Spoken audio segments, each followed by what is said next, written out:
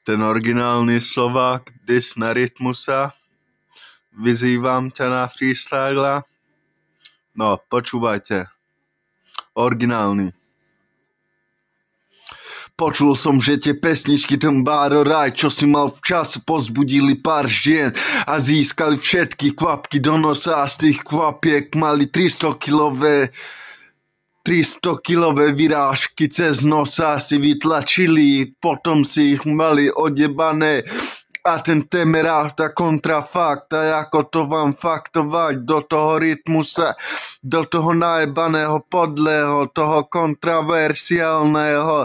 A teraz som iba stále Romák a potrebujem kráľa, potrebujem byť vyšľachtený ako taký taký narezaný a troška zabitý a zabil ma niekto a pričlapil ma jak muchu o stenu a potom som bol ako špina, ako Orava, ako Trnava, ako Petržalka a potom som bol ako kontrafaktovaný. Fakt po fakte som bol pričapený ako námesačný a tie 300-kilové mrvlinky sa obrátili proti Tucavcom a Sokorovskom, Sokere, Stuker, Naker.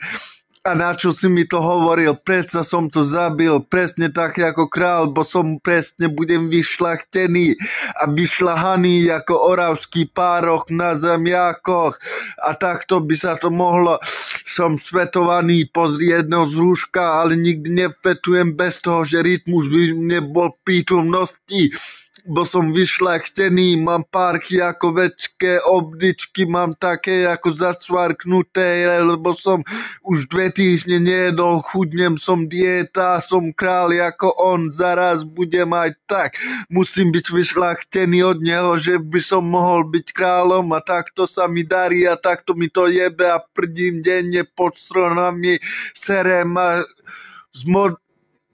s mokrými listami si riť umývam a presne tak sa v daždi tancujem a takto sa umývam a predsa takto sa mi to darí, aby som vám to mohol povedať a pekné sny vám prajem, detišky, lebo toto sú denné správy a pod mŕtvým pokožkou som mal 300-kilový geňo a zaschnutý bol až potom, až keď som ho prestal tlačiť, masturbovať sa vtáka. A takto ti to hovorím a musím byť od Rytmusa vyšľachtený, bo stále som ešte len Romák zasúchaný, ošúchaný, som bol pričvapený, som priclapený o stenu ako muška, ako 2-metrový osol, ako 2-metrová vyrážka, čo som mal z kvapky od nosa od Rytmusa.